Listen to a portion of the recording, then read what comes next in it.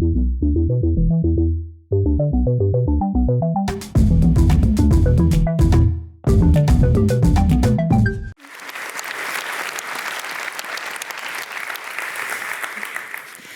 the numbers, 270 of us should have arrived here by bike today. But by the looks of it, it was a lot more than that. Cool. By the numbers, another 270 of you walked or took the metro. You all are an inspiration to the world. People in Sydney, in Tokyo, people around the world want to live like you. They want to be able to walk or bike to the grocery store or their favorite cafe. That's the modern dream. That's why I moved to Copenhagen. You see, I came here 3 years ago with the idea of learning everything I could. Why is the quality of life so high in Copenhagen? Why is it so bicycle friendly? I was going to steal Copenhagen's secrets, take them back to the US, and, well, Copenhagenize. Now, I grew up in the South. This is land of pickup trucks, freedom, and fried chicken. You can't go back there and suggest 60% taxes are the key to good living. That doesn't work. But you can sell the idea of streets where we can walk without fear of getting hit, safe streets, safe routes for our kids to get to school, sidewalks, and bike lanes. That's doable. And that was the plan, Copenhagenizing America.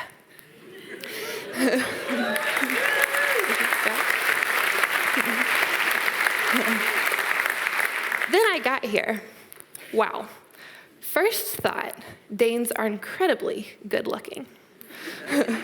Second thought, you guys know how to live well, damn well. I revised those plans pretty fast to make sure I could Copenhagenize from this side of the pond. So, before we go too much further, though, what is Copenhagenize? It's the second one, thank God. To expand on that a little bit, Copenhagenizing is basically copying Copenhagen's best practices in urban planning, copying and pasting them into other cities, helping these cities become just as livable and bicycle-friendly as Copenhagen. I believe that every citizen has the right to streets where our kids can cross the road without us holding their hand. Safe streets. Imagine a city with less car horns blaring and more bike bells dinging, a quieter city. Our cities can be safer, healthier, calmer places for their citizens simply by reintroducing the bicycle. The bicycle is the easiest tool we have in our urban toolbox for revitalizing cities.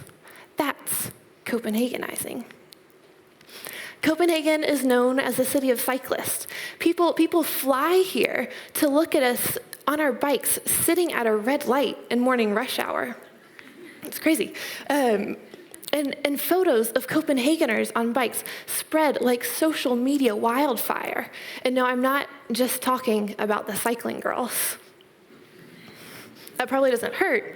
But showing people it's possible just by doing it yourself, that's Copenhagenizing. It's sparked a trend in modern city branding. Now there's Amsterdam-ize, Strasbourg-ize, Portland-ize. Who can be the most bicycle-friendly? People work hard to make sure their cities are as user-friendly as Copenhagen. That's Copenhagenizing. This catchphrase, this movement, it crosses languages, cultures, borders. Ljubljana in Slovenia literally copy-pasted Copenhagen-style infrastructure. And now they've got 10% of their people commuting by bike. That's definitely Copenhagenizing.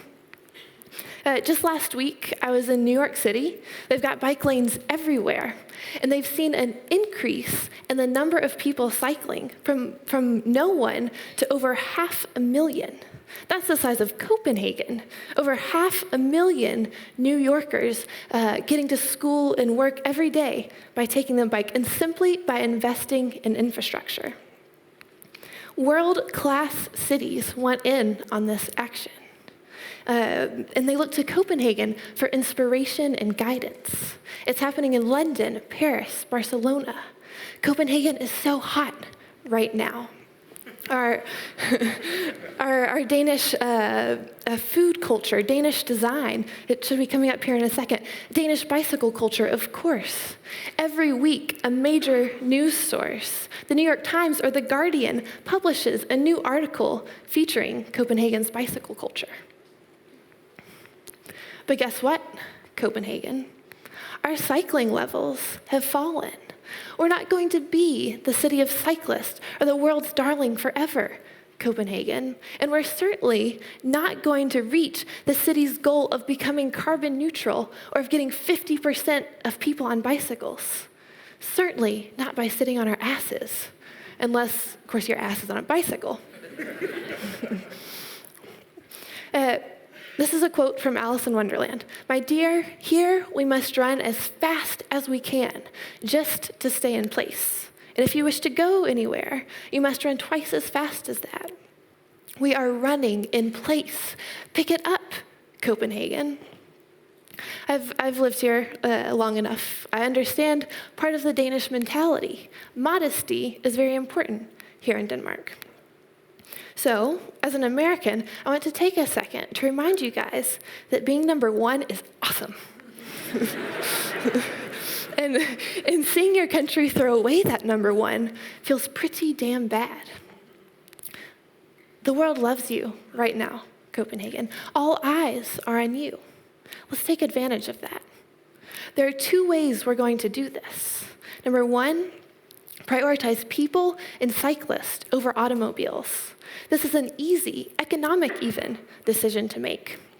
For every kilometer that someone drives, we actually pay out 20 cents. This goes to road maintenance, healthcare, our own personal health, fuel costs. For every kilometer someone cycles, we actually pocket 30 cents. Rethink planning and engineering to prioritize people and cyclists first. That's Copenhagenize. Amsterdam does this incredibly well. There, cars are permitted to enter the city as guests, and they enter at their own risk. Very interesting flip. The second thing is something that we can all do. Only take the car when it makes sense. Not down the street to the grocery, or not to the gym. Driving your car to the gym is really 2005. Malmo in Sweden, they run an excellent campaign. It's called No Ridiculous Car Trips. And for this campaign, they have people submit their most ridiculous car trips. And the winner gets, you guessed it, a bike. So here's one confession. My husband bundles our 3-year-old son up in a hat, gloves, boots, and a jacket. They walk down to the garage. He removes the hat, the gloves, the snow boots, and buckles them in. They head to kindergarten. No spaces are left, so they circle and circle until someone else leaves. My husband parks. He re-hats, re-gloves, and re-snow boots our son. They go inside and remove it all again. My husband then drives back to our apartment where he works from a home office. Kindergarten is 300 meters away. You laugh, we've all done that though, or most of us have. So ask yourself, what's my most ridiculous car trip? Could I have gotten there faster by walking or cycling? The City of Copenhagen's bicycle office asks Copenhageners every year their reason for taking the bike. And more than half, 56% to be exact, reply because it's fast and easy. So this isn't about becoming a 5 days a week, 30 kilometers a day commuting queen. This is simply exchanging those unnecessary car trips for a faster, easier trip by bike. So these two things, one, rethinking planning and engineering to prioritize cyclists and pedestrians, and two, exchanging those ridiculous car trips for a faster, easier bike trip. These two things are going to move us forward into modern society. Why not start today? That's Copenhagenizing. Thank you.